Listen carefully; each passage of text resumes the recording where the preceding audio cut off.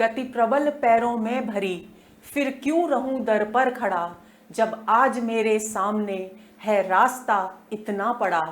जब तक न मंजिल पा सकूं तब तक मुझे न विराम है, चलना हमारा काम है, चलना हमारा काम है।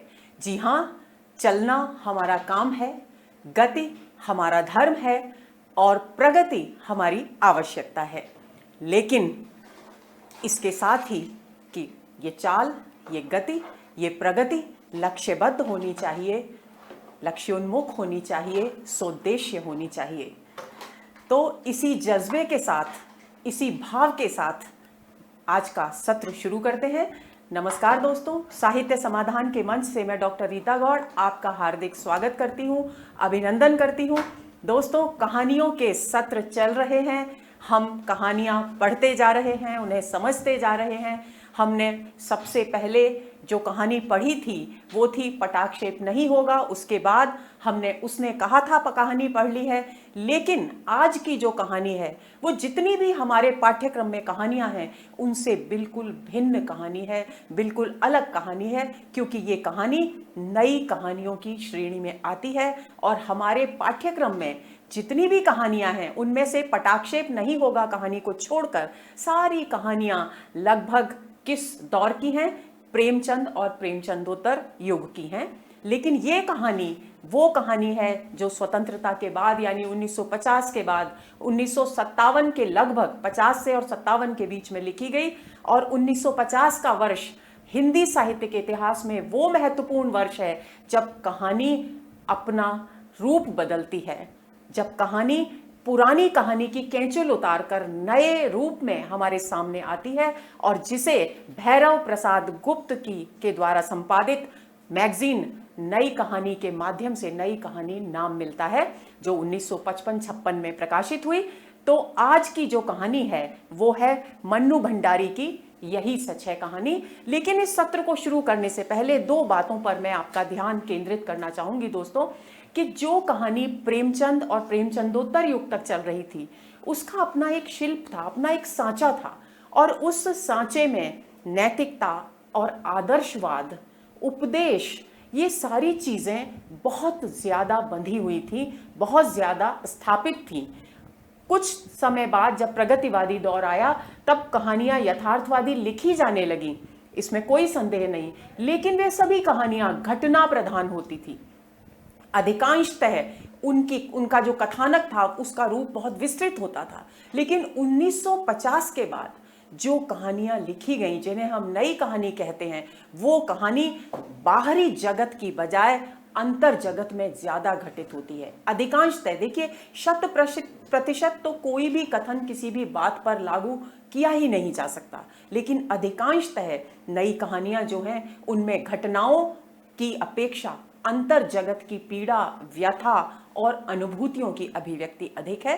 तो ऐसी ही एक कहानी यही सच है हम आज पढ़ने जा रहे हैं, जिसका कथानक बहुत छोटा है। अगर मैं सुनाना चाहूं तो मैं 5 वाक्यों में उसके कथानक को समेटकर आपको बता सकती हूं, लेकिन उससे हम उसके मर्म तक नहीं पहुंच पाएंगे। तो जब तक हम उन सारी स्थितियों को जो अंतर्मन में नायिका के चलती हैं उनसे रूबरू नहीं होंगे, उनसे परिचित नहीं होंगे, तब तक हम कहानी के मर्म को समझ नहीं पाएंगे। तो चलिए शुरू करते हैं आज का सत्र और आज की एक अद्भुत नई कहानी यही सच है। सबसे पहले लेखिका मन्नू भंडारी का परिचय। आपका जन्म 3 अप्रैल 1937 को हुआ। कहाँ हुआ? भानपुरा गांव, मंदसौर यानी मध्य प्रदेश में जन्मी, और आपका अधिकांश जीवन राजस्थान अजमेर में व्यतीत हुआ। ये बात यहां लिखी नहीं गई है लेकिन आप इसे याद रखेंगे। आपका मूल नाम महेंद्र कुमारी था, याद कर लेंगे। इस तरह के प्रश्न अक्सर परीक्षाओं में पूछे जाते हैं कि प्रस्तुत लेखक का, किसी भी लेखक के विषय में कहा जाता है कि इनका मूल नाम क्या था। तो आपको ध्यान रखना है कि मन्नू भंडारी का जो मूल नाम, जो पिता ने उन्हें नाम दिया था, वो था महेंद्र कुमारी, और उनके पिता का नाम सुख संपत राय था, और वे अपने समय के जाने माने लेखक थे। यानी एक बात यहां स्पष्ट हो गई कि मन्नू भंडारी को बचपन से ही लिखने पढ़ने का साहित्यिक परिवेश प्राप्त हुआ, और यही कारण है कि वे अपनी एक महान लेखिका के रूप में, एक कालजयी सृजनकर्ता के रूप में हमारे सामने आती हैं। आपका निधन 15 नवंबर 2021 को गुरुग्राम में हुआ और आपने प्रसिद्ध कहानीकार उपन्यासकार राजेंद्र यादव से विवाह किया, यानी आपके जीवन साथी राजेंद्र यादव थे। एक बात यहां पर और स्पष्ट हो गई, वो क्या कि बचपन से साहित्यिक परिवेश में पलकर बड़ी हुई मन्नू भंडारी और जिनसे उन्होंने विवाह किया उनकी बदौलत भी उन्हें साहित्यिक परिवेश ही मिला। उनके यहाँ आने जाने वाले लोग भी साहित्यकार हुआ करते थे। नामी गिरामी साहित्यकारों के साथ उनका दिन रात का उठना बैठना था। ये उनकी आत्मकथा एक कहानी यह भी से पूरी तरह से स्पष्ट हो जाता है। आगे चलते हैं। आपने प्रमुखतः कहानियां और उपन्यास लिखे, इसमें प्रमुख है मैं हार गई, 1957 में प्रकाशित हुआ। आपको ध्यान रखना है कि कथा, ये पहला उनका कहानी संग्रह है जो 1957 में प्रकाशित हुआ। 1937 में लेखिका का जन्म हुआ। उस हिसाब से अगर देखा जाए तो 1957 में उनकी आयु मात्र 20 वर्ष थी, यानी 20 वर्ष की उम्र में आपका पहला कहानी संग्रह प्रकाशित हो गया। एक बात तो आपको ये याद रखनी है। दूसरी बात आपको ये याद रखनी है कि ये वर्ष 1957 यानी 1950 के बाद। 1950 के बाद क्यों महत्वपूर्ण है ये वर्ष? इसलिए क्योंकि नई कहानी के उदय क्या वर्ष है। 1950 के बाद ही नई कहानी जन्म लेना शुरू करती है और उसे विधिवत स्वीकृति मिलती है 1956, 55-56 के आसपास भैरव प्रसाद गुप्त की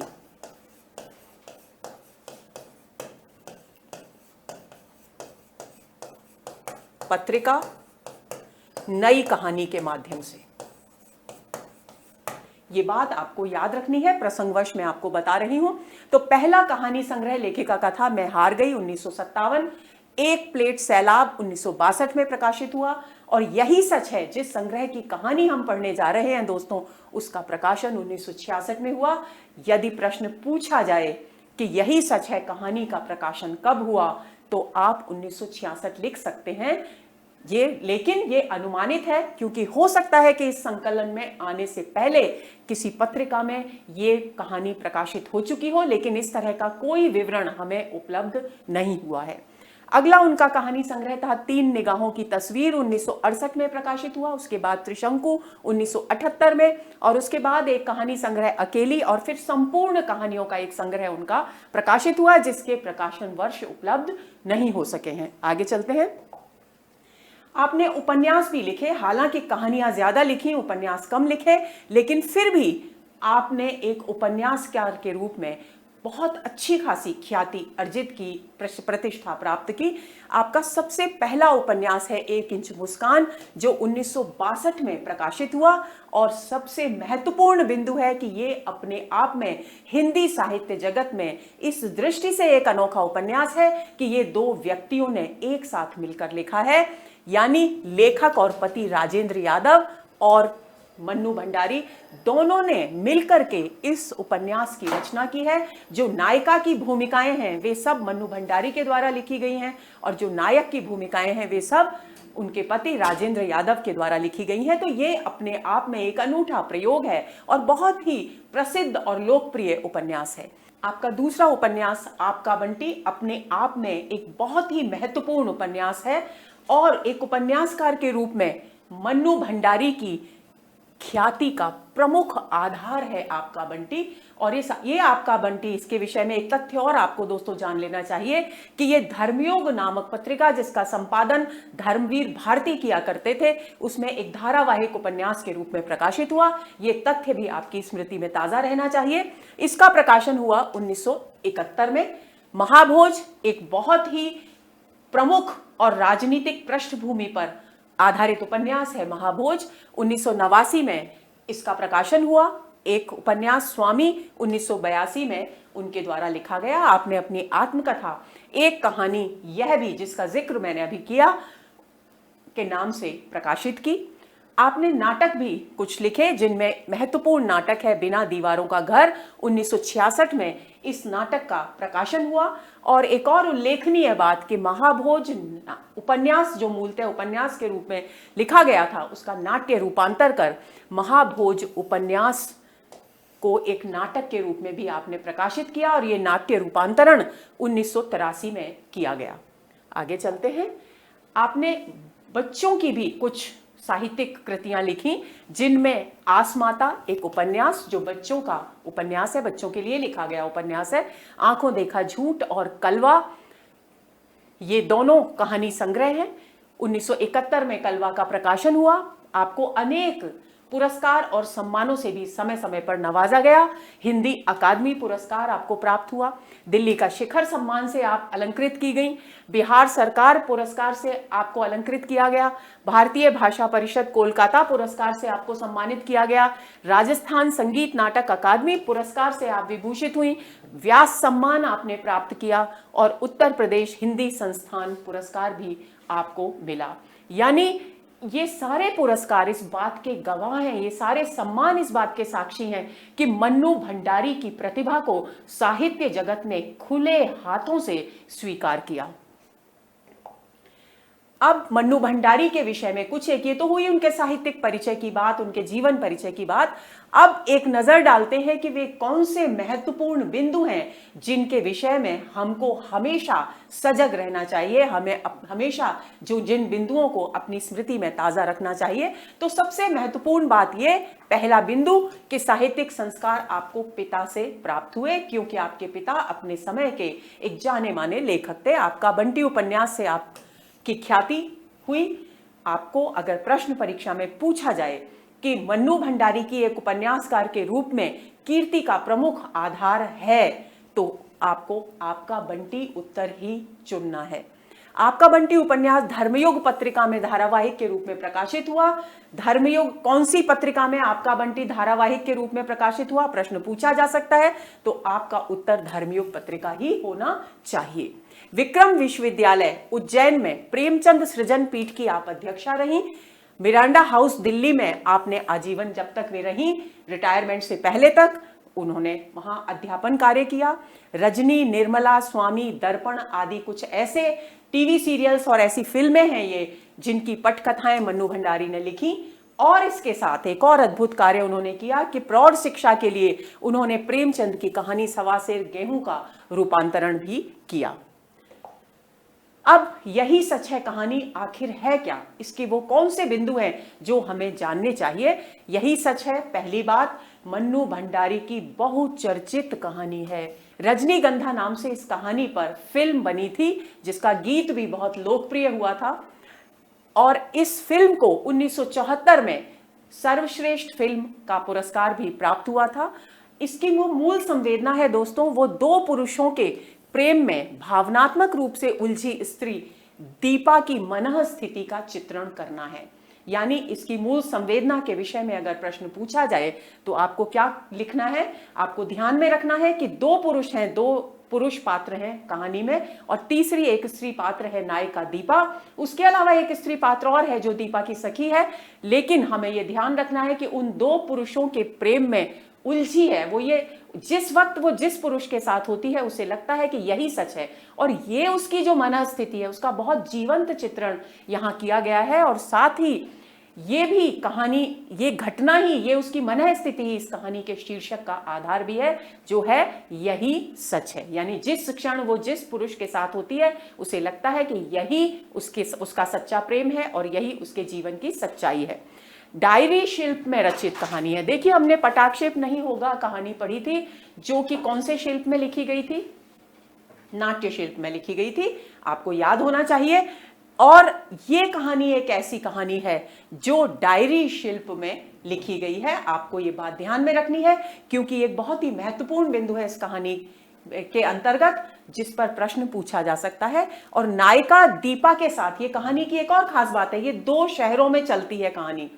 तो जैसे उसने कहा था कहानी हमने पढ़ी थी, तो वो दो स्थितियों को लेकर साथ में चलती है, लेकिन वहां एक स्थिति अमृतसर के बाजार की खत्म होती है, उसके बाद दूसरी स्थिति युद्ध भूमि की शुरू होती है। लेकिन यहां कहानी कानपुर और कलकत्ता के पास बीच में घूमती रहती है। यानी शुरुआत कहानी की कानपुर से होती है, फिर मध्य भाग में आकर वो कलकत्ता में पहुंच जाती है, और उसके बाद जब अंत की ओर आने लगती है तो वापस घूमकर कहानी कानपुर आ जाती है। यानी नायिका दीपा कानपुर में रहती है तो कहानी कानपुर में रहती है, जब दीपा कलकत्ता पहुंचती है तो कहानी कलकत्ता पहुंच जाती है और वापस लौटकर दीपा के साथ कहानी कहां आ जाती है, कानपुर आ जाती है। यानी एक बात जाहिर हो गई कि कहानी के केंद्र में नायिका दीपा है। आगे चलते हैं। ये कहानी 10 भागों में विभक्त है। जिस तरीके से पटाक्षेप नहीं होगा कहानी कितने भागों में विभक्त थी, 5 भागों में विभक्त थी, उसी तरह से ये कहानी 10 भागों में विभक्त है और उनमें से 6 भागों की पृष्ठभूमि कानपुर शहर से संबंधित है और शेष 4 भागों की पृष्ठभूमि किससे संबंधित है, कलकत्ता से संबंधित है। और ये एक नायिका प्रधान कहानी है, क्योंकि नायिका की मनःस्थिति को उजागर करने के लिए, उसे उभारने के लिए, उसे प्रभावशाली ढंग से अभिव्यक्त करने के लिए ही यहां नायकों का आयोजन हुआ है। दीपा, संजय, निशीथ और इरा इस कहानी के प्रमुख पात्र हैं, यानी ये नायिका है दीपा, और 2 पुरुष पात्र संजय और निशीथ हैं जिनसे वो प्रेम करती है, और उसकी सखी है जो कलकत्ता में रहती है, वो है इरा। आगे चलते हैं। अब शुरू करते हैं कथा सूत्र। पहले भाग से प्रारंभ करते हैं। पहला भाग यानी कहानी की शुरुआत कानपुर से होती है, कानपुर शहर से होती है। यहां पर दीपा जो नायिका है वो शोध कर रही है, रिसर्च कर रही है, यानी पीएचडी कर रही है, और कानपुर में अकेली रहती है क्योंकि उसके माता पिता का देहांत हो चुका है और उसके भाई भाभी हैं, लेकिन वे उसे अपने साथ रखना पसंद नहीं करते। तो यही कारण है कि वो एक तरह से अकेली है और उसके सामने थोड़ा आर्थिक संकट भी है, लेकिन उन सारे संकटों से जूझते हुए वो अपनी रिसर्च को पूरा करना चाहती है ताकि वो एक अच्छे पद को प्राप्त कर अपने जीवन को पूरी आत्मनिर्भरता के साथ चला सके।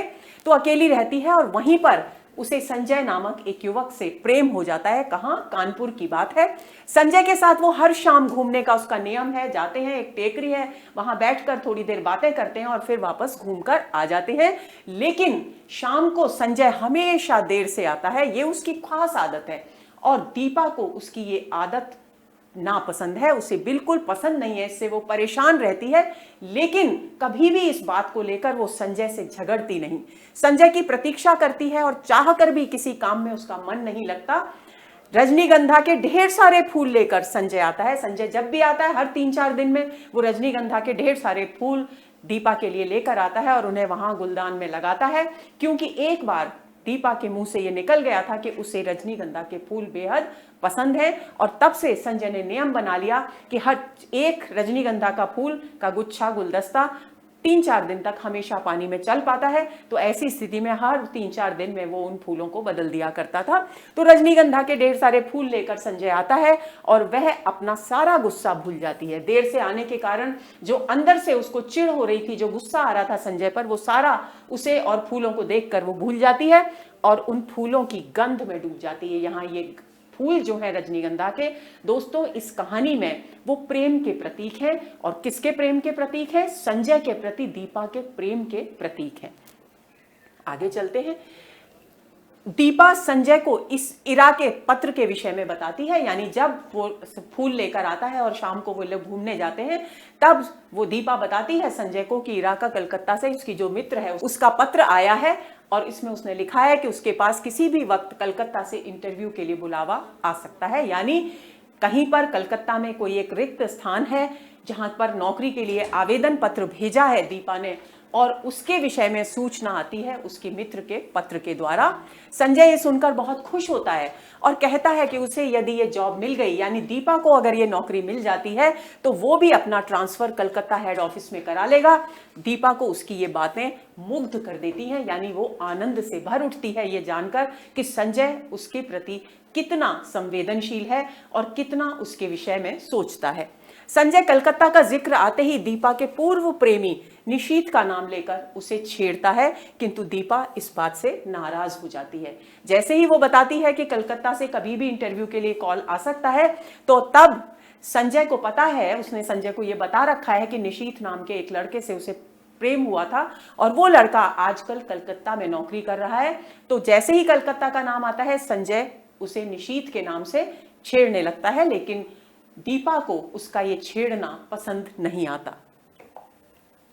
दूसरा भाग कहानी का शुरू होता है संजय के द्वारा निशीथ की चर्चा किए जाने पर दीपा को लगता है जैसे वो निशीथ को लेकर शंकित हो। यानी जब वो निशीथ के नाम को लेकर दीपा को चिढ़ाता है संजय, तब दीपा को हमेशा ये लगता है कि कहीं ये निशीथ की वजह से अपने आप को असुरक्षित तो नहीं समझ रहा, इसके मन में कोई शंकाएं तो नहीं है निशीथ को लेकर। इस तरह का विचार उसके अंदर चलता रहता है और इसी विचार श्रृंखला में वह निशीथ के प्रति अपने 18 वर्ष के प्रेम की अवस्था में पनपे प्रेम को व्यर्थ महसूस करती है और संजय के प्रति अपने प्रेम को वास्तविक प्रेम मानती है। बहुत ही महत्वपूर्ण बिंदु है ये। जब वो संजय के विषय में सोचती है और संजय के द्वारा निशीथ के बारे में जो उससे छेड़छाड़ की गई थी उसके विषय में सोचती है, तो उसे लगता है कि शायद संजय मन ही मन निशीथ को लेकर आशंकित है। और फिर इसी में गहराई में जाते जाते वो दोनों युवकों के विषय में तुलनात्मक दृष्टि से सोचने लगती है। तब उसे लगता है कि निशीथ के प्रति उसका जो प्रेम था वो 18 वर्ष का प्रेम था, जबकि 18 वर्ष की अवस्था में किसी भी व्यक्ति का जो व्यक्तित्व है वो पूरी तरह से स्थिर नहीं होता, पूरी तरह से विकसित नहीं होता। तो ऐसी स्थिति में उसे लगता है 18 वर्ष की अवस्था में पनपा जो प्रेम है वो कोरी भावुकता होती है, यथार्थ नहीं होता उसमें। इसलिए वो अपने उस प्रेम को व्यर्थ महसूस करती है और ये मानती है कि आज संजय के साथ उसका जो प्रेम संबंध है वही उसके जीवन की वास्तविकता है, वही उसके जीवन की सच्चाई है। ये एक बिंदु है, इसको आप ध्यान में रखेंगे। उसे निशीथ के द्वारा किया गया अपमान भी याद हो आता है। जब वो निशीथ से अलग हुई थी, उन दोनों का अलगाव हुआ था, जिसको हम आज की भाषा में ब्रेकअप कहते हैं। तो जब उसका ब्रेकअप हुआ था निशीथ के साथ, तब जो अपमान उसने महसूस किया था, किसने? दीपा ने, वो अपमान भी उसे याद हो आता है और उसका मन कड़वाहट से भर उठता है। जैसे तैसे वो संजय की स्मृतियों को अपने हृदय में ताजा करके अपने आप को उससे बाहर निकालती है। आगे चलते हैं। तीसरा भाग शुरू होता है कानपुर में ही। तीसरे भाग में दीपा कलकत्ता से इंटरव्यू के लिए बुलावा आने पर नर्वसनेस महसूस करती है, क्योंकि अकेली है, अकेली जूझ रही है, अपने जीवन से भी अपने आप को स्थापित करने के प्रयत्न भी कर रही है। तो ऐसी स्थिति में जब इंटरव्यू का कॉल आता है कलकत्ता से, तो उसे घबराहट होने लगती है कि कहीं ऐसा तो नहीं है कि वो इंटरव्यू देने जाए और वहां पर उसे सफलता ना मिले। वो संजय से छुट्टी लेकर साथ चलने का आग्रह करती है, तो उसे अब किसी ऐसे साथी की, ऐसे संगी की जरूरत है जो उसका मनोबल बढ़ा सके। तो वो संजय से आग्रह करती है कि वो ऑफिस से छुट्टी ले ले और उसके साथ कलकत्ता चले, लेकिन संजय ऑफिस की गतिविधियों के चलते ऐसा नहीं कर पाता, यानी उसके साथ नहीं जा पाता। परिणाम ये होता है कि दीपा को अकेले ही ट्रेन से कलकत्ता जाना पड़ता है। चौथा भाग शुरू होता है। अब ये कहानी कहां आ गई है? 3 भागों तक कहानी कानपुर में थी, अब ये कलकत्ता आ गई है। दीपा हावड़ा प्लेटफॉर्म पर, जो कलकत्ता का प्लेटफॉर्म है, रेलवे स्टेशन है, उसका नाम हावड़ा स्टेशन है, तो हावड़ा प्लेटफॉर्म पर पहुंचती है और वहां पर उसकी जो मित्र है, जो सखी है इरा, जो वहीं रहती है, वो उसे लेने आती है, रिसीव करने आती है और उसके साथ वो उसी के घर पर ठहरती है। आपको ये भी ध्यान रखना है कि कहाँ ठहरी कलकत्ता में जाकर के दीपा।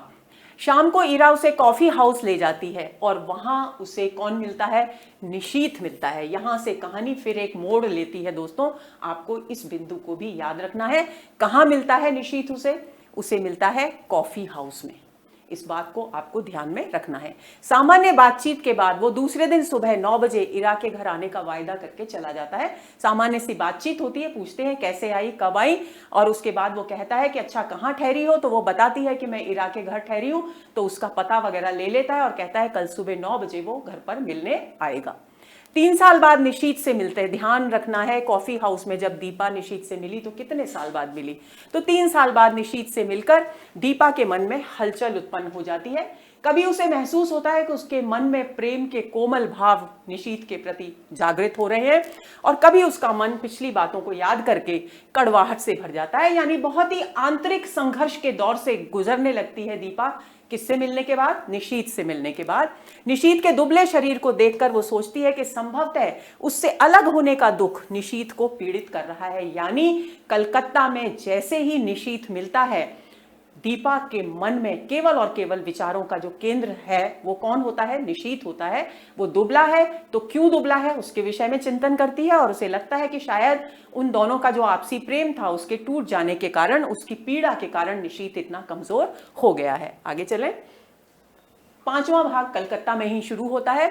दूसरे दिन निशीथ समय से पहले ही आ जाता है। बाल बनाए हैं दीपा ने और कहानी में बाकायदे वर्णन किया है कि जो भी बाल कंघे में टूट कर आ जाते हैं उन्हें खिड़की से बाहर फेंकने के लिए वो जाती है, तो वो देखती है कि सड़क पर निशीथ चक्कर लगा रहा है, यानी वो समय से पहले ही 9 बजे का वक्त था आने का, लेकिन उससे पहले ही आ गया है। लेकिन उसे घर में एंट्री 9 बजे ही लेनी है, इसलिए वो सड़क पर चक्कर लगा लगा कर समय बिता रहा है। तो इस बात को देखकर कि समय से पहले ही आ गया है निशीथ, तो सबसे पहले तो दीपा को याद आता है संजय हमेशा देर से आता है। ये बात याद आती है, दोनों की तुलना होने लगती है और ये समय से पहले आ गया है तो उसे लगता है कि निशीथ के मन में भी उसके प्रति प्रेम अभी बाकी है और यही कारण है कि वो उसका इतना ध्यान रख रहा है और समय से पहले ही उससे मिलने आ गया, यानी उससे मिलने की व्याकुलता भी उसके हृदय में अभी तक विद्यमान है, बरकरार है। वह नौकरी के इंटरव्यू, अब वो आ जाता है ऊपर, बातें होने लगती हैं तो नौकरी के इंटरव्यू के विषय में बताती है कि वो क्यों आना हुआ कलकत्ता। इस तरह की बातचीत होती है दीपा और निशीथ के बीच। तो वो बताती है कि एक नौकरी में इंटरव्यू देने के लिए वो आई है कलकत्ता। तो ये बात सुनकर वो फोन पर ही सारी, कहाँ इंटरव्यू है, कौन सा ऑफिस है, सारी जानकारी प्राप्त कर लेता है और नौकरी पाने से संबंधित सारी योजना बना लेता है कि किस तरीके से दीपा को ये नौकरी दिलवाई जाए। और उसको कार्यान्वित करने के लिए, जो योजना उसने बनाई है उसे कार्य रूप में परिणत करने के लिए, कार्यान्वित करने के लिए ऑफिस से छुट्टी भी ले लेता है। दीपा उसकी इन सारी चीजों को देखकर फिर से उसकी ओर खिंचाव महसूस करने लगती है। मन ही मन वो संजय को याद कर रही है और मन ही मन हर बार सोचती है कि अब की बार वो निशीथ को संजय के विषय में बता देगी ताकि उसके मन में उसे लेकर कोई भ्रम ना रहे। लेकिन वो निशीथ के तटस्थ व्यवहार से मन ही मन पीड़ित होती है। वो, क्योंकि उसकी तरफ से निशीथ उसकी सहायता पूरी कर रहा है, लेकिन कोई भी एक ऐसा संकेत निशीथ की तरफ से नहीं आया जिससे वो ये समझे, उसने ऐसा कुछ भी नहीं कहा दीपा से जिससे वो ये समझे कि उसके मन में अब भी दीपा के प्रति प्रेम है। तो इस तटस्थता, ये जो उदासीनता है उसके प्रति, उससे वो मन ही मन पीड़ा का अनुभव करती है। छठा भाग कलकत्ता में ही शुरू होता है। इंटरव्यू हो जाता है और पूरी निशीथ के सहयोग के कारण जो नियुक्ति है वो निश्चित हो जाती है कि ये पद अब दीपा को ही मिलेगा। दीपा निशीथ के, अब जब नियुक्ति निश्चित हो जाती है तो निशीथ कहता है दीपा से कि चलो पार्टी करते हैं, आज अब खुशी का मौका है। तो वे तीनों पार्टी की योजना बनाते हैं, इरा, दीपा और निशीथ। लेकिन इरा कोई बहाना लगाकर टाल देती है और फलते दीपा को अकेले निशीथ के साथ जाना पड़ता है। कॉफी हाउस में वो जाते हैं तो जब वो तैयार होने के लिए जाती है तो निशीथ उसके मन पर इस कदर हावी हो चुका है कि उसे याद आता है कि नीला रंग निशीथ को बहुत अधिक पसंद है। तो वो निशीथ के पसंदीदा नीले रंग की साड़ी पहनकर बाहर आती है और निशीथ उसे देखते ही उसकी सुंदरता की, उसकी साड़ी की बहुत ज्यादा प्रशंसा करता है। इसे सुनकर, निशीथ के मुख से अपनी तारीफ सुनकर दीपा असहज हो जाती है, लेकिन असहज होने के बावजूद वो नाराज नहीं होती। नाराज होने के स्थान पर अंदर ही अंदर एक पुलक महसूस करती है, एक आनंद, एक रोमांच महसूस करती है अपने हृदय में अपनी तारीफ सुनकर। और उसे याद आता है, वो याद करती है, क्या याद करती है, कि संजय कभी उसके पहनावे और सुंदरता की ओर ध्यान ही नहीं देता। यानी दोनों में जो फर्क है, जब भी निशीथ कोई काम करता है तो उसकी मन ही मन वो तुलना करने लग जाती है, किससे, संजय और निशीथ के बीच में। दीपा हर क्षण महसूस करती है जैसे निशीथ कुछ कहना चाहता है किंतु वह कुछ कहता नहीं। बार बार जब भी वो उसके साथ बैठती है, अकेली बैठती है, तब हर बार उसे लगता है कि निशीथ शायद उससे कुछ कहना चाहता है, लेकिन निशीथ पूरी यात्रा के दौरान बहुत अधिक समय दीपा के साथ बिताने के बावजूद कुछ भी नहीं कहता। दीपा निशीथ की ओर एक खिंचाव सा महसूस करती है। जितना समय वो साथ में बिताते हैं उतना ही उसका खिंचाव निशीथ की ओर होने लग जाता है, यानी वो मन ही मन एक आकर्षण, एक प्रेम का बंधन निशीथ के प्रति महसूस करने लगती है। सोते समय वो संजय का ध्यान करके सोती है, संजय के विषय में सोचते हुए सोती है, लेकिन निशीथ उसके दिलो दिमाग पर इस कदर छाया है कि उसकी आंखों के सामने निशीथ का चेहरा घूमने लगता है। यानी संजय के विषय में सोचने पर भी चेहरा संजय का नहीं आता उसकी आंखों के सामने, बल्कि निशीथ का चेहरा आता है। आगे चलें। कलकत्ता में ही कहानी अपने 7वें भाग में आ जाती है, 7वें चरण में आ जाती है। निशीथ दीपा को लेकर लेक जाता है। एक दिन तो निशीथ जाता है पार्टी करने, जब नियुक्ति निश्चित हो जाती है तो कॉफी हाउस जाते हैं वे लोग, ये बात आप ध्यान में रखेंगे, इस तरह का प्रश्न पूछा जा सकता है। और दूसरे दिन वो दीपा को लेकर लेक पर जाता है, परंतु दोनों के बीच बातचीत औपचारिक ही होती है, कोई अनौपचारिकता, कोई इस तरह की बातचीत जिससे जाहिर हो कि दोनों के मन में एक दूसरे के प्रति गहरा प्रेम है, इस तरह की कोई बातचीत नहीं होती। और यही कारण है कि निशीथ के साथ रहकर भी दीपा के अंदर कहानी चलती है, बाहर के जगत में कहानी नहीं चलती, घटनाएं बहुत कम घटित होती हैं, लेकिन अंदर दीपा के हृदय में, दीपा के मन में कहानी आगे बढ़ती रहती है। दीपा उसके मुंह से प्रेम की स्वीकृति के शब्द सुनना चाहती है, लेकिन वो कुछ भी नहीं कहता। उस क्षण दीपा को लगता है जैसे वह निशीथ से ही प्रेम करती है, और यही सच है। दूसरा बिंदु है, ध्यान रखेंगे आप, पहले बिंदु में उसे लगता था कि वो संजय के प्रति उसका प्रेम ही सच है, लेकिन जब वो निशीथ के साथ लेक पर बैठी है और 2-3 दिन उन लोगों ने साथ में बिता लिए हैं, तब उसे ऐसा लगता है कि वास्तव में पहला प्रेम ही सच्चा प्रेम होता है, और उसका निशीथ के प्रति जो प्रेम है वही उसके जीवन की सच्चाई है, यानी यही सच है। और पहले क्या लगता था कि 18 वर्ष की अवस्था का जो प्रेम है वो प्रेम नहीं होता, महज एक भावुकता होती है, इसलिए संजय के प्रति उसका जो प्रेम है वही सच है। पहले उसे ये लगता था, लेकिन अब उसे ये लगने लगता है। ये दूसरा मोड़ है कहानी में जिसके बारे में आपको भूलना नहीं है। आगे चलते हैं, 8वां भाग आ जाता है और कानपुर के लिए रवाना होने लगती है ट्रेन से दीपा ट्रेन से कानपुर के लिए रवाना होती है। आखिरी 10 मिनट शेष हैं, इरा उसको ट्रेन पर बिठा करके चली गई है, 10 मिनट शेष रहते हैं जब ट्रेन के छूटने में, तब निशीथ उससे मिलने आता है प्लेटफॉर्म पर और उसकी सुख सुविधाओं की, पानी है कि नहीं, बिस्तर बिछा लिया, सीट कैसी है, इन सारी सुख सुविधाओं का मुआयना करता है। गाड़ी, लेकिन बोलता कुछ नहीं है। गाड़ी के चलने पर वो गाड़ी के साथ साथ कदम बढ़ाकर दीपा के हाथ पर अपना हाथ रखता है। ये बहुत ही महत्वपूर्ण बिंदु है, दीपा के हाथ पर अपना हाथ रखता है, यानी पहली बार कहानी के इस बिंदु पर आकर के निशीथ दीपा के प्रति अपने प्रेम को, अपने आवेग को, अपने भाव को अभिव्यक्त करता है। दीपा का रोम रोम सिहर उठता है और उसके स्पर्श में वो प्रेम की मूक अभिव्यक्ति अनुभव करती है।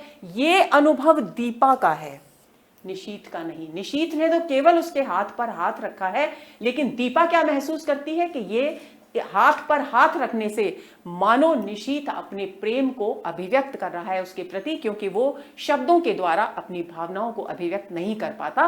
तो ऐसी स्थिति में वो समझती है कि ये स्पर्श वास्तव में निशीथ के दीपा के प्रति प्रेम की मूक अभिव्यक्ति है। मूक अभिव्यक्ति क्यों है?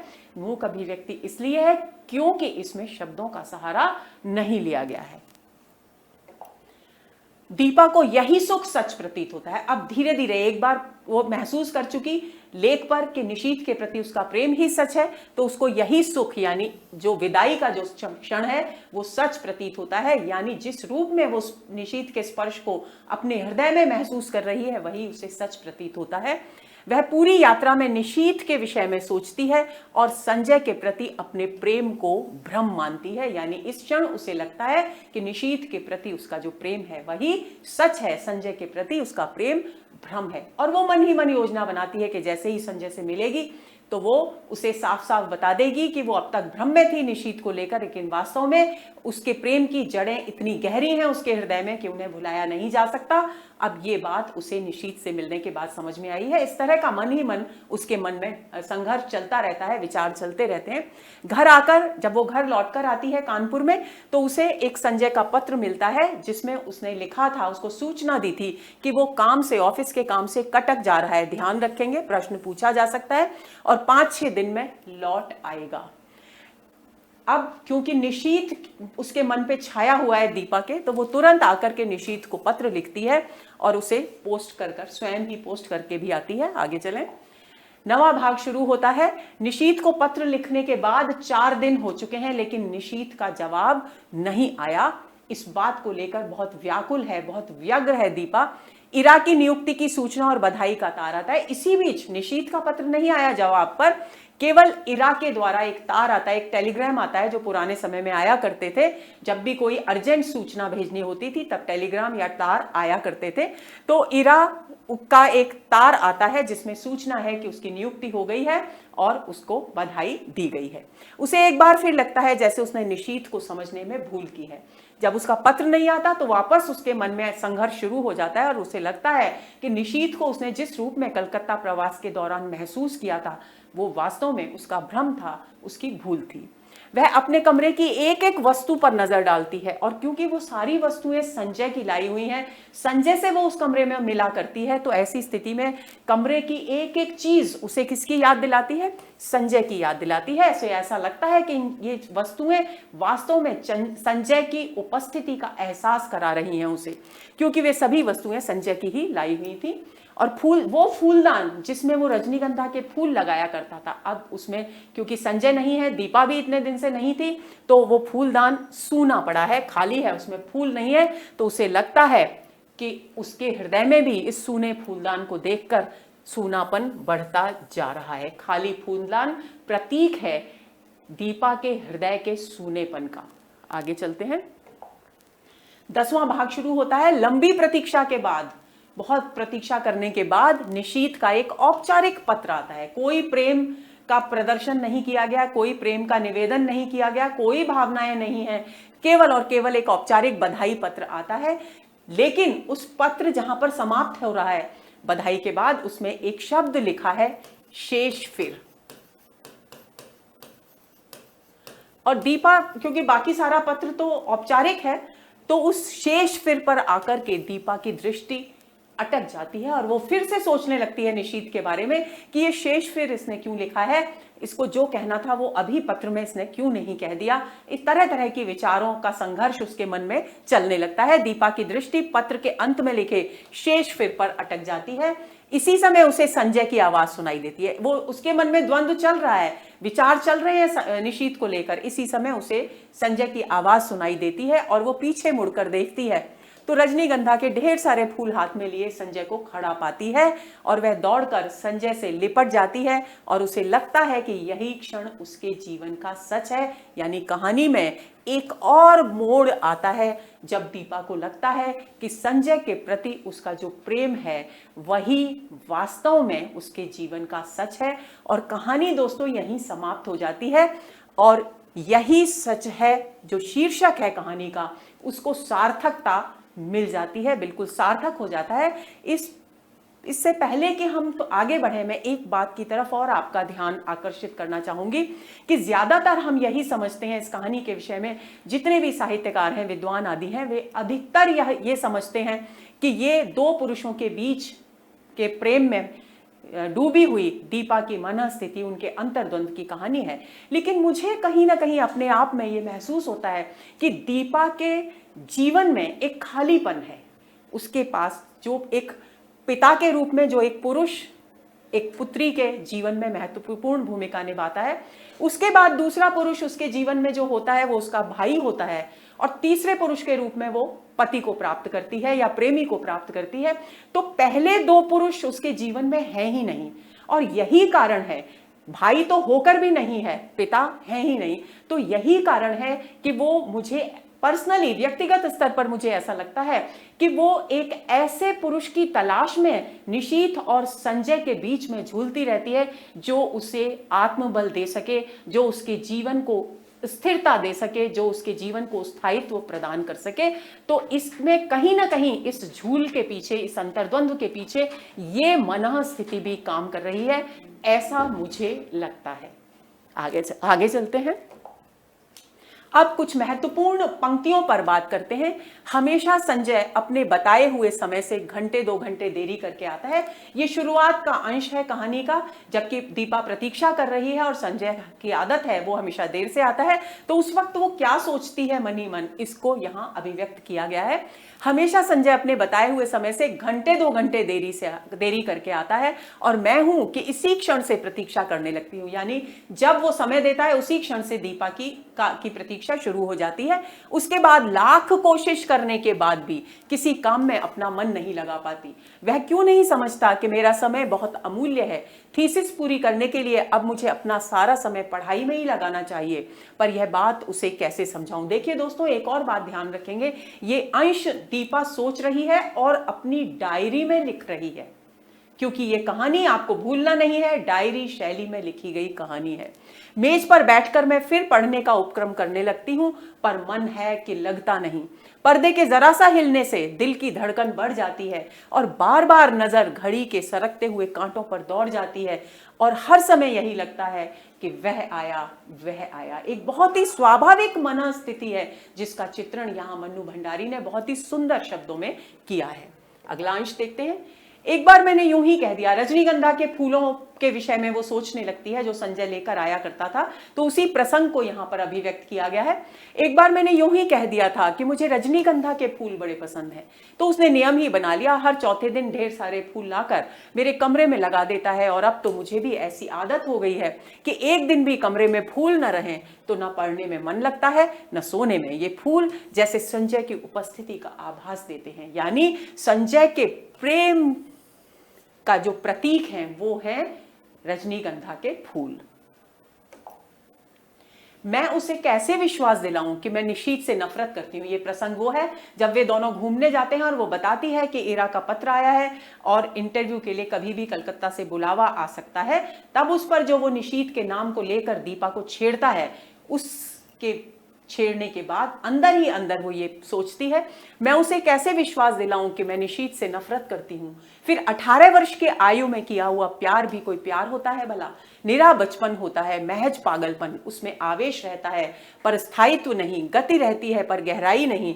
जिस वेग से वह आरंभ होता है, जरा सा झटका लगने पर उसी वेग से टूट भी जाता है। जैसे ही जीवन को दूसरा आधार मिल जाता है, उन सबको भूलने में एक दिन भी नहीं लगता। यानी वो इस समय अपने 18 वर्ष की उम्र में किए गए निशीथ से प्रेम को व्यर्थ महसूस कर रही है। इस अंश का यही मूल भाव है। आगे चलते हैं। विचित्र स्थिति हो रही थी मेरी, विचित्र स्थिति हो रही थी मेरी। उसके इस अपनत्व भरे व्यवहार को मैं स्वीकार भी नहीं कर पाती थी। ये जब निशीथ मिल गया है, कलकत्ता पहुंच गई है दीपा, तब वो मन में सोच रही है कि निशीथ से मिलने के बाद उसकी मानसिकता बहुत अजीब सी हो गई। वो उसके अपनत्व भरे व्यवहार को स्वीकार भी नहीं कर पाती थी और नकार भी नहीं पाती थी। यानी अधर झूल की स्थिति हो गई। ना तो वो उसके जो जिस तरह का वो व्यवहार कर रहा था, उस व्यवहार को वो स्वीकार कर पा रही थी मन से, और ना ही उसे नकार पा रही थी, उसकी उपेक्षा कर पा रही थी। सारा दिन मैं उसके साथ घूमती रही, पर काम की बात के अतिरिक्त उसने एक भी बात नहीं की। मैंने कई बार चाहा कि संजय की बात बता दूं, पर बता नहीं सकी। सोचा कहीं यह सुनकर वह दिलचस्पी लेना कम ना कर दे। देखिए किस तरीके से सोच रही है वो। इन पंक्तियों से ये पता चलता है कि ये नौकरी जिसकी तैयारी, जिसका इंतजाम कर रहा है निशीथ, वो उसके जीवन के लिए कितनी महत्वपूर्ण है। तो दिलचस्पी किसमें लेना कम ना कर दे, उसके काम में, उसकी नियुक्ति के लिए जो दिलचस्पी ले रहा है उसको वो कहीं वो कम ना कर दे, इस बात की चिंता हो रही है दीपा को। उसके आज भर के प्रयत्नों से ही मुझे काफी उम्मीद हो चली थी। यह नौकरी मेरे लिए कितनी आवश्यक है, मिल जाए तो संजय कितना प्रसन्न होगा, हमारे विवाहित जीवन के आरंभिक दिन कितने सुख में बीतेंगे। और दोस्तों आपको मैं बताऊं कि ये मात्र 100-150 रुपए की नौकरी है जो उसकी अनिवार्यता है। यानी 1966 के लगभग प्रकाशित हुई ये कहानी, उस समय 100-150 रुपए बहुत महत्वपूर्ण हुआ करते थे। अच्छी खासी एक तनख्वाह होती थी 100-150 रुपए। आगे चलते हैं। क्या मैं कह सकूंगी कि मैं तुम्हें जिंदगी भर माफ नहीं कर सकती? निशीथ के साथ है और वो निरंतर ये सोच रही कि क्या कभी वो अपने हृदय की सच्चाई निशीथ को बता पाएगी कि वो जिंदगी भर उसने जो उसके साथ व्यवहार किया है, जिस तरीके से उसने अपने प्रेम संबंध को उसके साथ तोड़ा है, उसे जिंदगी में कभी भूल नहीं सकती और उस अपराध के लिए वो उसे कभी क्षमा नहीं कर सकती। उस तरह का ये सोच रही है। वो कहती है, क्या मैं कह सकूंगी कि तुम्हें जिंदगी भर माफ नहीं कर सकती? मैं तुमसे नफरत करती हूं। मैं तुम्हारे साथ घूम फिर ली या कॉफी पी ली तो यह ना समझो कि मैं तुम्हारे विश्वासघात की बात को भूल गई हूं। ये सब भी अंदर चल रहा है और एकाएक ही पिछला सब कुछ मेरी आंखों के आगे तैरने लगता है। पर यह क्या असह्य अपमानजनित पीड़ा, क्रोध और कटुता क्यों नहीं याद आती? मेरे सामने तो पटना में गुजारी सुहानी संध्याओं और चांदनी रातों के विचित्र उभर आते हैं। जब घंटों समीप बैठे ध्यान देंगे, जब कहां उनसे चित्र आ रहे हैं, पटना में गुजारे। यानी पहली मुलाकात दीपा की कब हुई थी, कहां हुई थी निशीथ से? पटना में। ये बात आपको ध्यान रखना है। मेरे सामने तो पटना में गुजारी सुहानी संध्याओं और चांदनी रातों के वे चित्र उभर आते हैं जब घंटों समीप बैठे मौन भाव से हम एक दूसरे को निहारा करते थे। यानी अंतर्द्वंद्व लगातार चल रहा है, उसके मन में नफरत है, इस बात को वो बताने की हिम्मत भी नहीं कर पाती और उसे आश्चर्य हो रहा है अपने इस स्वभाव पर कि उस अपमानजनक स्थिति को याद करके भी उसके मन में निशीथ के प्रति कड़वाहट क्यों उत्पन्न नहीं हो रही है। यानी एक कोमलता का भाव, एक कोमल प्रेम का भाव उसके हृदय में निशीथ के प्रति फिर से पनपने लगा था। आगे चलते हैं।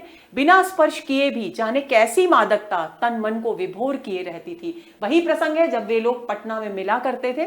बिना स्पर्श किए भी जाने कैसी मादकता तन मन को विभोर किए रहती थी, जाने कैसी तन्मयता में हम डूबे रहते थे। एक विचित्र सी स्वप्निल दुनिया में मैं कुछ बोलना भी चाहती तो वह मेरे मुंह पर उंगली रखकर कहता, आत्मीयता के ये क्षण अनकहे ही रहने दो दीप। यानी इन आत्मीयता के क्षणों में कुछ मत बोलो, केवल और केवल इन क्षणों को अपने भीतर महसूस करो, इस आनंद को अपने भीतर महसूस करो। कह दो निशीथ, कह दो। अब वो सोच रही है, लेक पर बैठे हैं, वो बार बार उसे लगता है कि निशीथ कुछ कहना चाहता है लेकिन कह नहीं पा रहा, तो मन ही मन वो कह रही है, कह दो निशीथ, कह दो। यह सुनने के लिए मेरा मन अकुला रहा है, छटपटा रहा है। मैं बुरा नहीं मानूंगी, जरा भी बुरा नहीं मानूंगी। मान ही कैसे सकती हूँ निशीथ, इतना सब हो जाने के बाद भी शायद मैं तुम्हें प्यार करती हूँ, शायद नहीं, सचमुच ही मैं तुम्हें प्यार करती हूँ। लेक पर बैठे हैं, चुपचाप हैं दोनों। बार बार उसे लगता है कि निशीथ कुछ कहना चाहता है लेकिन कह नहीं पा रहा, तो वो अपने मन में निशीथ से कहती है, निशीथ से प्रत्यक्ष रूप से नहीं बोलती, मन मन में कहती है कि जो कुछ भी कहना चाहते हो कह दो।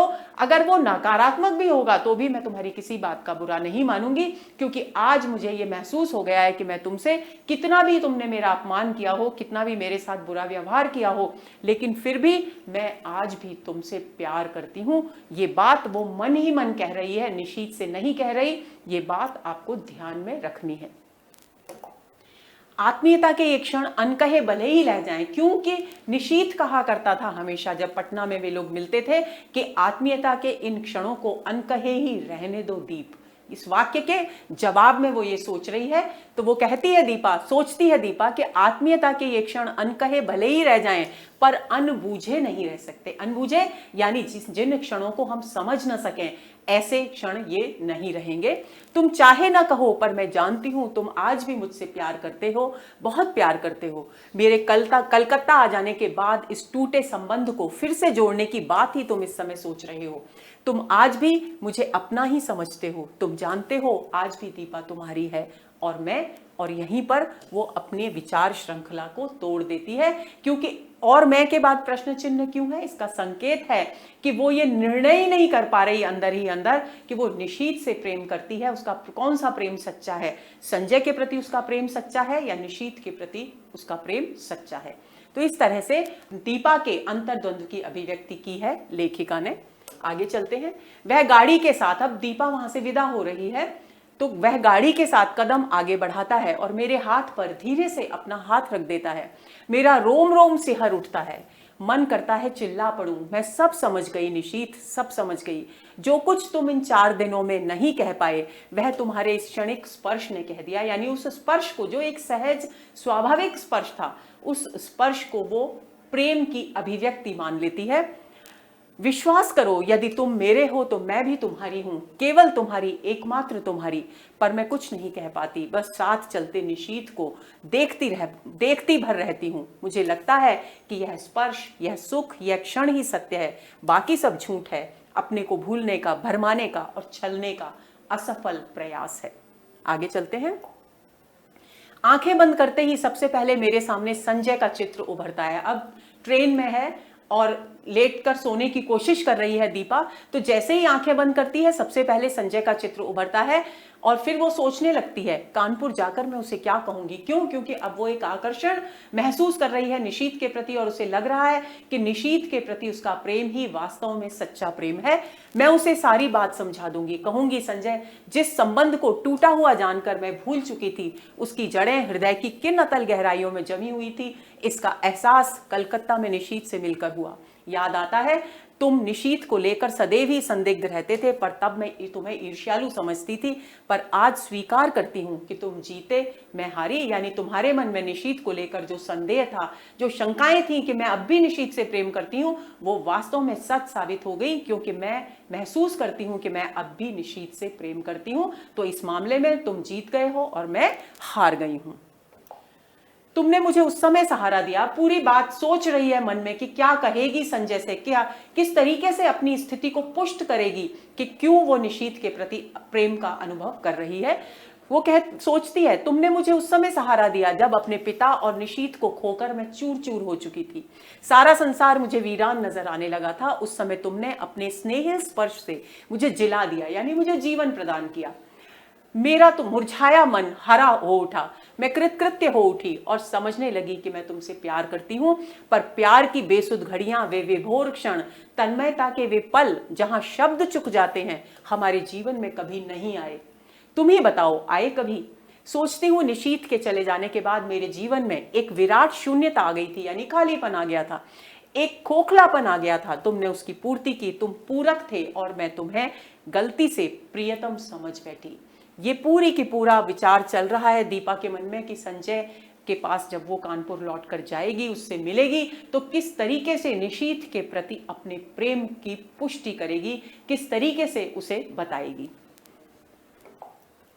एकाएक ही एक विचार मन में आता है, क्या जो कुछ मैं सोच रही हूं वह मेरा भ्रम ही था, मात्र मेरी कल्पना, मेरा अनुमान? नहीं नहीं, उस स्पर्श को मैं भ्रम कैसे मान लूं जिसने मेरे तन मन को डुबो दिया था, जिसके द्वारा उसके हृदय की एक एक परत मेरे सामने खुल गई थी। लेक पर बिताए उन मधुर क्षणों को कैसे भ्रम मान लूं जहां उसका मौन ही मुखरित होकर सब कुछ कह रहा था। आत्मीयता में वे अनकहे क्षण, तो फिर उसने पत्र क्यों नहीं लिखा? यानी जब वो कानपुर आ गई है और पत्र लिखती है निशीथ को, लेकिन निशीथ का कई दिन बीतने के बाद भी कोई जवाब नहीं आता, तो वो सोच रही है कि कहीं ऐसा तो नहीं कि उसने निशीथ को गलत समझा हो, उसके मन में उसके प्रति कोई प्रेम का भाव न हो और वो केवल भ्रमपूर्वक उसके द्वारा की गई जो सहायता है उसे प्रेम समझ बैठी हो। इस तरीके से वो अपने मन में उसके द्वंद्व चल रहा है और वो ये निर्णय नहीं ले पा रही कि वास्तव में सच क्या है। फिर उसे याद आता है उसका स्पर्श, जो आखिरी वक्त ट्रेन से विदा होते समय हावड़ा स्टेशन से उसने जो स्पर्श किया था उसके हाथ को निशीथ ने, उसे वो स्पर्श याद आता है जिसमें उसने अनुभव किया था निशीथ के प्रेम की गहराई को। तो वो कहती है कि उस स्पर्श को मैं भ्रम न कैसे मान लूं जिसने मेरे तन मन को डुबो दिया था, जिसके द्वारा उसके हृदय की एक एक परत खुलकर मेरे सामने आ गई थी। लेक पर बिताए उन मधुर क्षणों को कैसे भ्रम मान लूं जहां उसका मौन ही मुखरित होकर सब कुछ कह गया था। आत्मीयता के अनकहे क्षण, तो फिर उसने पत्र, फिर दोबारा आता है कि अगर ये सब सच है, भ्रम नहीं है ये घटनाएं, तो फिर उसने पत्र क्यों नहीं लिखा? ये प्रश्न उसके मन में उठता है। क्या कल उसका पत्र आएगा? क्या आज भी उसे वही हिचक रोके हुए है? यानी अभिव्यक्त करने में, अपने प्रेम की भावों को अभिव्यक्त करने में निशीथ शुरू से ही हिचकता था। तो दीपा अपने मन में सोच रही है क्या आज भी उसके मन में कोई हिचक है जिसके कारण वो अपने प्रेम को अभिव्यक्त नहीं कर पा रहा। आगे चलते हैं। सामने के फूलदान का फिर उसकी नजर जाती है कमरे में, तो फूलदान जो है कमरे में वो सूना रखा है, क्योंकि उसमें संजय हमेशा रजनीगंधा के फूल लाकर लगाया करता था और संजय है नहीं, दीपा भी अभी लौटी है कलकत्ता से। तो उस स्थिति में सामने के फूलदान का सूनापन मेरे मन के सूनेपन को और अधिक बढ़ा देता है। मैं कसकर आंखें मूंद लेती हूँ। एक बार फिर मेरी आंखों के आगे लेक का स्वच्छ नीला जल उभर आता है जिसमें छोटी छोटी लहरें उठ रही थी। उस जल को देखते हुए निशीथ की आकृति उभर आती है। धीरे धीरे लेक के पानी का विस्तार सिमटता जाता है और एक छोटी सी राइटिंग टेबल में बदल जाता है और मैं देखती हूँ कि एक हाथ में पेन लिए और दूसरे हाथ की उंगलियों को बालों में उलझाए निशीथ बैठा है। वही मजबूरी, वही विवशता, वही घुटन लिए वह चाहता है पर जैसे लिख नहीं पाता।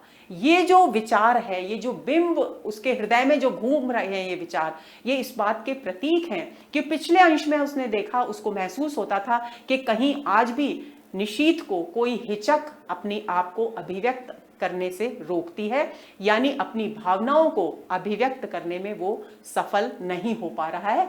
तो वही बिंब उसकी आंखों के सामने आता है कि उसे लगता है कि पहले लेक का दृश्य याद आता है जहां उसने निशीथ के साथ समय बिताया था। उसके बाद वो लेक का सारा पानी सिमट कर उसे लगता है एक राइटिंग टेबल बन गई है और उस पर बैठा है निशीथ। उसके एक हाथ में पेन है और उसका जो दूसरा हाथ है वो उसके बालों में उलझा है। यानी व्यक्ति जब बहुत उलझन में होता है तो हमेशा उसकी ये मुद्रा अक्सर हुआ करती है। तो इस तरह की मुद्रा में वो निशीथ को देखती है और उसे लगता है कि जैसे बहुत विवश है, बहुत घुटन महसूस कर रहा है क्योंकि वो अपने आप को अभिव्यक्त नहीं कर पा रहा। आगे चलते हैं। पर मुझसे कुछ नहीं बोला जाता, बस मेरी आंख बाहों की जकड़ कसती जाती है। यानी वो निशीथ के विषय में सोच रही है, उतनी ही देर में पीछे से निशीथ का पत्र आ चुका है और उसके बाद जब संजय की आवाज उसे पीछे से सुनाई देती है तो वो मुड़कर संजय को देखती है और उससे लिपट जाती है। उसके बाद का वर्णन इसमें किया गया है। पर मुझसे कुछ नहीं बोला जाता, बस मेरी बाहों की जकड़ कसती जाती है। रजनीगंधा की महक धीरे धीरे मेरे तन मन पर छा जाती है। तभी मैं अपने भाल पर संजय के अधरों का स्पर्श महसूस करती हूँ और मुझे लगता है कि यह स्पर्श, यह सुख, यह क्षण ही सत्य है। वह सब झूठ था, भ्रम था। यानी एक बार फिर यही सच है। इस बिंदु पर आकर उसे लगता है कि संजय के प्रति जो प्रेम है यही वास्तव में उसके जीवन की सच्चाई है, यही वास्तविकता है। और यहीं पर दोस्तों कहानी समाप्त हो जाती है। अब बारी आती है यही सच है कहानी पर आधारित कुछ महत्वपूर्ण प्रश्नों की। तो देखिए पहला प्रश्न, मन्नू भंडारी का मूल नाम क्या है? महेंद्र कुमारी, मानसी देवी, मानवी कुमारी या मानिनी देवी? तो हमने पढ़ा था कि महेंद्र कुमारी आपका मूल नाम है, यानी ए विकल्प इस प्रश्न का सही उत्तर है। दूसरा प्रश्न देखिए, मन्नू भंडारी का कौन सा उपन्यास धारावाहिक के रूप में धर्मयुग पत्रिका में प्रकाशित हुआ? 1 इंच मुस्कान, आपका बंटी, कलवा या फिर महाभोज? तो आपको याद होगा बी विकल्प सही है, आपका बंटी धारावाहिक के रूप में धर्मयुग पत्रिका में प्रकाशित हुआ था। और ये प्रश्न इस तरीके से भी पूछा जा सकता है दोस्तों कि मन्नू भंडारी का आपका बंटी उपन्यास किस पत्रिका में धारावाहिक के रूप में प्रकाशित हुआ? तो आपको धर्मयुग को भी ध्यान में रखना है। तीसरा प्रश्न, मन्नू भंडारी ने अपने पति राजेंद्र यादव के साथ मिलकर कौन सा उपन्यास लिखा? स्वामी, महाभोज, आपका बंटी और 1 इंच मुस्कान? डी विकल्प बिल्कुल सही है क्योंकि राजेंद्र यादव के साथ मिलकर मन्नू भंडारी ने 1 इंच मुस्कान लिखा था। चौथा प्रश्न, मन्नू भंडारी ने अपने किस उपन्यास का नाट्य रूपांतरण किया? स्वामी, कलवा, महाभोज या फिर आपका बंटी? सी विकल्प बिल्कुल सही है क्योंकि महाभोज नामक जो राजनीतिक उपन्यास है उसका नाट्य रूपांतर किया था मन्नू भंडारी ने। पांचवा प्रश्न, यही सच है कहानी पर किस नाम से फिल्म बनी? प्रेम ग्रंथ, त्रिशंकु, गुलाबो या फिर रजनीगंधा? तो डी विकल्प सही है, रजनीगंधा नाम से इस कहानी पर फिल्म बनाई गई जिसे मैंने आपको बताया था कि 1974 में सर्वश्रेष्ठ फिल्म का पुरस्कार भी प्राप्त हुआ था। छठा प्रश्न, यही सच है कहानी किस शैली में लिखी गई है? नाट्य शैली, लोक कथा शैली, डायरी शैली या आत्मकथात्मक शैली? तो सी विकल्प बिल्कुल सही है, डायरी शैली। देखिए नाट्य शैली तो पटाक्षेप नहीं होगा, कहानी में है।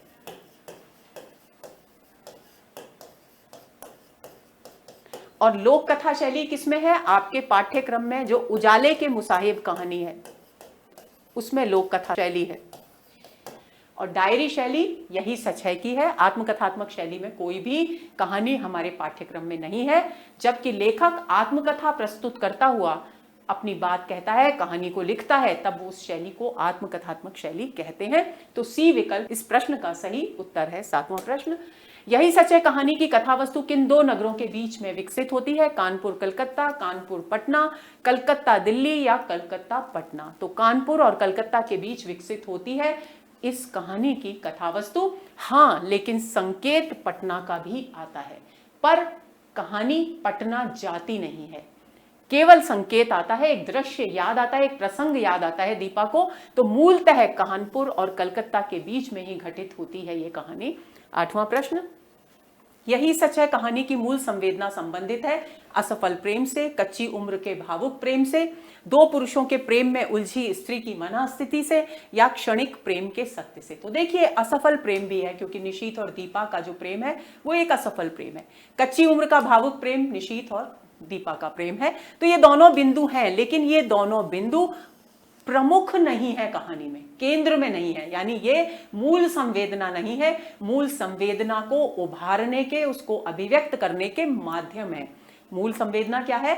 दो पुरुषों के प्रेम में उलझी स्त्री की मनस्थिति का चित्रण करना ही इस कहानी की मूल संवेदना है। और क्षणिक प्रेम के सत्य से इस कहानी का कोई संबंध नहीं है। हाँ, इतना जरूर कहा जा सकता है कि जिस क्षण वो जिस व्यक्ति के साथ होती है उसे वही क्षण सच्चा प्रतीत होता है, सच प्रतीत होता है, लेकिन वो क्षणिक प्रेम नहीं है। 9वां प्रश्न, यही सच है कहानी में संजय कौन से फूल लेकर आता था? गुलाब, मोगरा, रजनीगंधा या मधुकामिनी? तो सी विकल्प बिल्कुल सही है, रजनीगंधा के फूल लेकर आता था संजय। 10वां प्रश्न, इंटरव्यू के लिए दीपा को किस शहर में जाना था? पटना, दिल्ली, चंडीगढ़ या कलकत्ता? तो कलकत्ता, बहुत लंबी चौड़ी बात हो गई है कलकत्ता की, तो आप भूलेंगे नहीं, डी विकल्प यहां सही उत्तर है। इंटरव्यू के लिए दीपा को कलकत्ता जाना था। 11वां प्रश्न, निशीथ से दीपा की मुलाकात सबसे पहले कहां हुई? पटना, दिल्ली, कलकत्ता या कानपुर? तो मैंने आपको बताया था, आपको याद रखना है कि पटना में उसकी मुलाकात हुई थी, क्योंकि पटना की घटनाओं को, उनकी स्मृतियों को वो बार बार जीने की कोशिश करती है जब वो कलकत्ता में निशीथ से मिलती है। तो ए विकल्प सही उत्तर है। 12वां प्रश्न, कलकत्ता में दीपा को निशीथ पहली बार कहां दिखाई दिया? पहली बार कहां दिखाई दिया ये पूछा गया है। रेलवे स्टेशन पर, बाजार में, कॉफी हाउस में या सिनेमाघर में? तो आपको याद होगा कि कॉफी हाउस में जब वहां पहुंच गई अपनी मित्र इरा के साथ, तो शाम को वे लोग कॉफी हाउस गए थे कॉफी पीने के लिए, और वहीं पर दीपा की मुलाकात निशीथ के साथ हुई, यानी सी विकल्प सही उत्तर है। कॉफी हाउस में निशीथ से दीपा कलकत्ता में पहली बार मिली। 13वां प्रश्न, जितनी द्रुत गति से टैक्सी चली जा रही है, मुझे लगता है उतनी ही द्रुत गति से मैं भी वही जा रही हूं, अनुचित अवांछित दिशाओं की ओर। पंक्ति में किस ओर संकेत किया गया है? बहुत ही महत्वपूर्ण पंक्ति है। देखिए, सबसे पहले तो आप इस पंक्ति को समझ लीजिए, अनुचित और अवांछित दिशाओं का क्या मतलब है। क्योंकि दीपा ये महसूस करती है कि उसका संजय के प्रति जो प्रेम है वो सही प्रेम है, लेकिन वो आकर्षित किसकी तरफ है? निशीथ की तरफ भी है। तो संजय के प्रति निष्ठावान होने के कारण, उसके प्रेम के प्रति निष्ठावान होने के कारण उसे लगता है कि निशीथ के प्रति जो उसका आकर्षण है वो अवांछित है और अनुचित है। लेकिन आकर्षण के कारण वो उसकी तरफ बह रही है, उसका प्रेम का प्रवाह निशीथ की तरफ बह रहा है, तो इसलिए उसे महसूस होता है कि वो अनुचित और अवांछित दिशाओं की ओर बह रही है। अब इस कथन को समझ गए हैं तो उत्तर अपने आप समझ में आ जाएगा। ए विकल्प है संजय के प्रति प्रेम की ओर, बी निशीथ के प्रति प्रेम की ओर, भविष्य की सुखद कल्पनाओं की ओर या आशातीत सफलता की ओर। तो बी विकल्प बिल्कुल सही उत्तर है, निशीथ के प्रति प्रेम की ओर संकेत किया गया है इस वाक्य के द्वारा। अगला प्रश्न, यही सच है कहानी में रजनीगंधा के फूल दीपा को किसकी उपस्थिति का एहसास कराते हैं? पिता की, निशीथ की, संजय की या फिर मित्रता की? तो संजय की उपस्थिति का एहसास कराते हैं। यही सच है कहानी में रजनीगंधा के फूल। कलकत्ता में दीपा कहां रुकी? ये अगला प्रश्न है। होटल में, भैया भाभी के पास, सहेली इरा के पास या निशीथ के पास? तो सी विकल्प बिल्कुल सही है, क्योंकि अपनी सहेली, अपनी सखी इरा के पास जाकर के ठहरी थी दीपा जब वो कलकत्ता गई थी। तो दोस्तों, ये हुआ हमारा आज का सत्र। उम्मीद करती हूं हमेशा की तरह कि ये कहानी आपको बहुत रोचक लगी होगी, क्योंकि ये कहानी हमारी बाकी सारी कहानियों से बिल्कुल अलग है, अलग भावभूमि पर लिखी गई है, अलग शिल्प में ढाली गई है। तो उम्मीद करती हूं कि आप इसको अच्छी तरह से समझ गए होंगे, आप हृदयंगम कर गए होंगे, और इस पर आधारित जो भी प्रश्न पूछा जाएगा परीक्षा में उसका आप सही जवाब देंगे। तो निरंतर अध्ययनरत रहिए, क्योंकि हमें रुकना नहीं है, हमारे कदमों में भारी ताकत है, हमको अपने लक्ष्य तक पहुंचकर ही रहना है। अगले सत्र के इंतजार में रहिए। नमस्कार।